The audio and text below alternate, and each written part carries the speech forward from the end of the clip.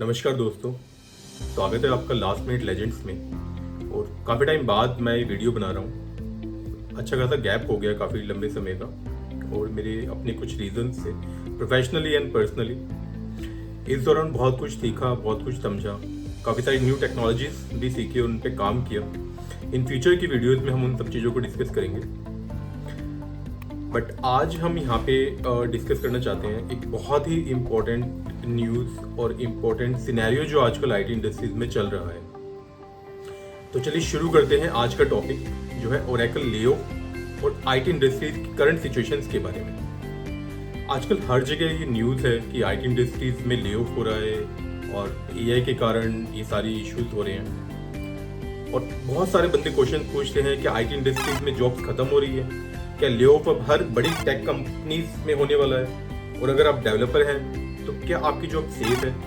काफ़ी सारे क्वेश्चंस हैं जो हर एक के मन में उठ रहे हैं, और हाल ही में ओरेकल में ले-ऑफ की खबर सामने आई है। और उसके बाद बहुत सारे स्टूडेंट्स और डेवलपर्स के मन में एक ही सवाल है, आईटी इंडस्ट्रीज का फ्यूचर क्या है, हमारी जॉब सेफ है या नहीं। आज की इस वीडियो में हम पैनिक नहीं करेंगे, बल्कि समझेंगे एक्चुअल रियलिटी और एक्चुअल रीजंस, क्या हो रहा है, क्यों हो रहा है, और अब आपको क्या करना चाहिए।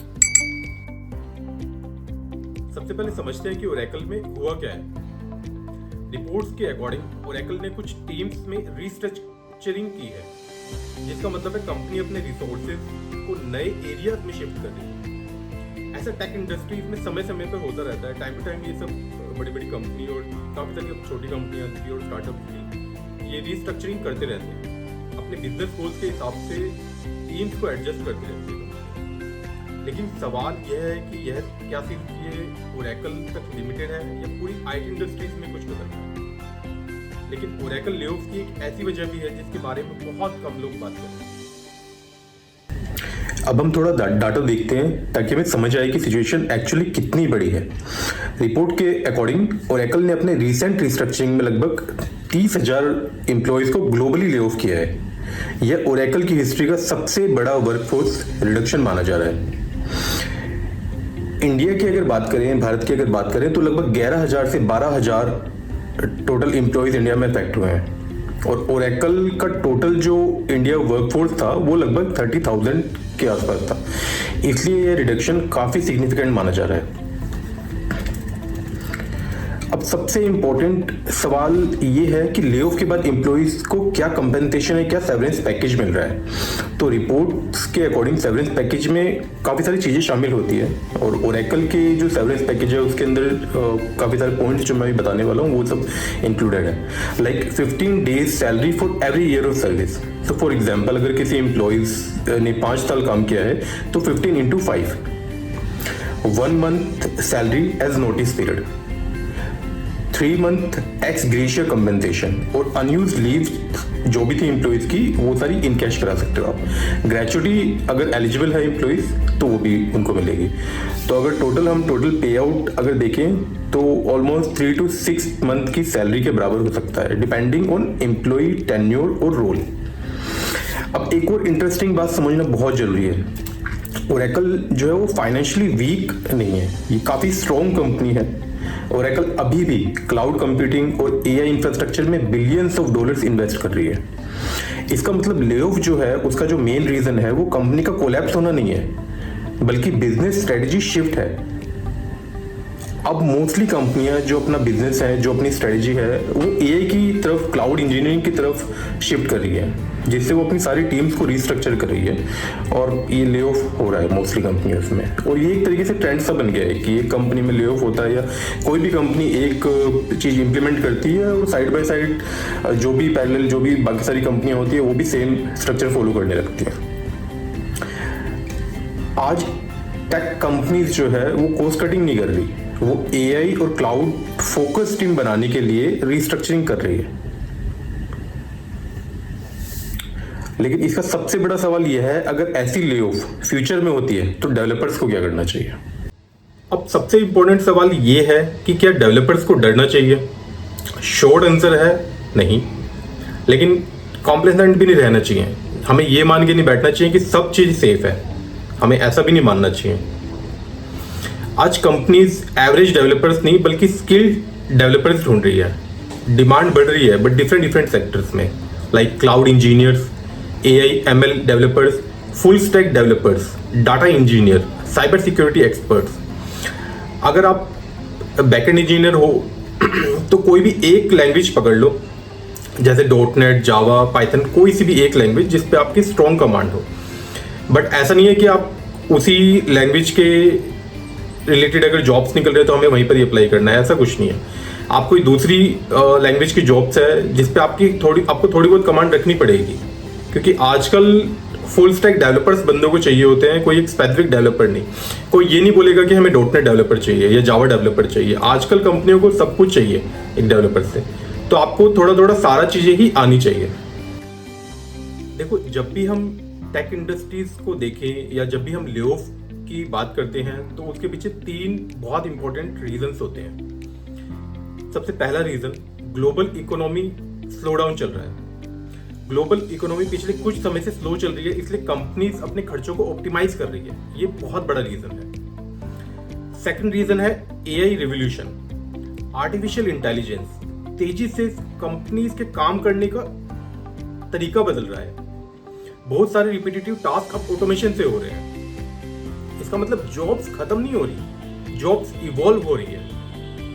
डिफरेंट स्किल्स हमें एक्वायर्ड करनी पड़ेगी, डिफरेंट एरियाज में जॉब्स इवॉल्व हो रही है। और थर्ड रीजन है पैंडेमिक हायरिंग करेक्शन। कोविड के टाइम टेक कंपनीज ने बहुत सारी एग्रेसिवली हायरिंग की थी। वो सब हायरिंग अब बैलेंस की जा रही है। अगर आप फ्रेशर हैं या IT इंडस्ट्रीज में काम कर रहे हैं तो अभी पैनिक करने की जरूरत नहीं है, लेकिन आपको अपनी प्रिपरेशन को नेक्स्ट लेवल पे ले जाना होगा। Focus on these 5 things.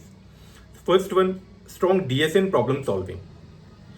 अभी अगर हम नॉर्मल छोटी कंपनियां भी देखते हैं या MNCs भी देखते हैं, वो सब भी DSS के क्वेश्चंस पूछ रही है। तो एक कुछ क्वेश्चन स्ट्रिंग से, कुछ क्वेश्चन एरे से और कुछ कॉमन क्वेश्चंस हैं जो मोस्टली डेवलपर से पूछे जाते हैं, तो आपको उन सब पे भी थोड़ा सा हैंड्स ऑन करना पड़ेगा।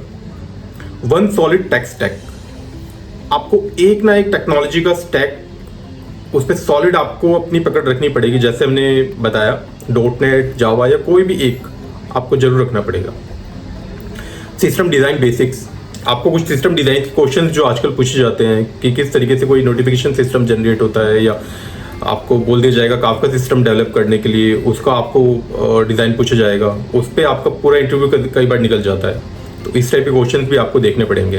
Cloud technologies like GCP, Azure, AWS, इन सब की आपको बेसिक नॉलेज जरूर होनी चाहिए। और real projects plus GitHub portfolio. आपको कुछ ना कुछ रियल प्रोजेक्ट्स अपनी साइड से जरूर बनाने पड़ेंगे, चाहे आपकी कंपनी उस पर्टिकुलर टेक्नोलॉजी पे और पर्टिकुलर स्टैक पे काम कर रही है या नहीं कर रही, बट आपको अपनी साइड से कुछ नई स्किल्स सीखनी पड़ेगी और कुछ प्रोजेक्ट्स बना के अपने गिटहब पोर्टफोलियो पे ऐड करने पड़ेंगे। और सेम लिंक आपको अपने रिज्यूमे में या आपके जहाँ पे लिंक्डइन का अकाउंट है, कहीं पर भी आपको वो स्पेसिफाइड करने पड़ेंगे, जिससे कि अगर कोई बंदा अगर आपको अप्रोच करना चाहता है तो आपके पास आपने किस किस स्किल्स पे काम कर रखा है, कौन सी टेक्नोलॉजीज पे काम कर रखा है, वो डायरेक्टली आपकी गिटहब रिपोजिटरी पे जाके वो सब चीजें चेक कर सकता है। देखो, IT इंडस्ट्रीज खत्म नहीं हो रही, बल्कि इंडस्ट्रीज इवॉल्व हो रही है। जो डेवलपर्स सीखते रहेंगे उनके लिए अपॉर्चुनिटीज हमेशा रहेंगी। इससे हमें ये मेनली अभी जो सिनेरियो चल रहा है उससे ये तो सीखने को मिलता है कि मानते हैं AI का रिवॉल्यूशन हो रहा है, बहुत सारी चीजें हर एक झुक के रहना पड़ेगा मेरे आगे। कंपनी अब AI के बारे में पूछ रही है, उसके बारे में आपको प्रॉम्प्ट इंजीनियरिंग हुआ या बेसिक नॉलेज जरूर होनी चाहिए। मेन चीज क्या है कि अगर आपको IT इंडस्ट्री या किसी भी इंडस्ट्री में टिके रहना है और लंबे समय तक अगर खेलना है, तो आपको अपने आप को अपस्किल जरूर करते रहना पड़ेगा।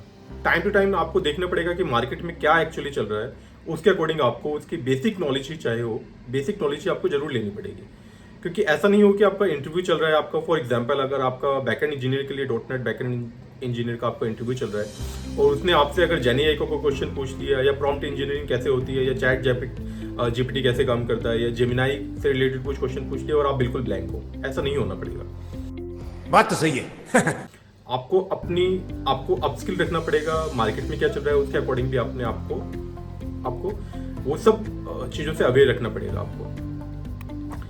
तो आज की वीडियो यहीं पर ही एंड करते हैं। अगर आप आईटी इंटरव्यूज क्रैक करना चाहते हैं, कोडिंग कॉन्सेप्ट समझना चाहते हैं और टेक इंडस्ट्रीज की रियलिटी जानना चाहते हैं तो लास्ट मिनट लेजेंड्स चैनल को सब्सक्राइब करें। यहाँ हम सीखते हैं प्रैक्टिकल कॉन्सेप्ट सिंपल हिंदी में, ताकि आपका अगला इंटरव्यू रिजेक्ट नहीं सिलेक्ट हो। Thank you so much. क्या बात है सर, क्या बात है सर, क्या बात, ये बात है। अरे सर क्या बात है।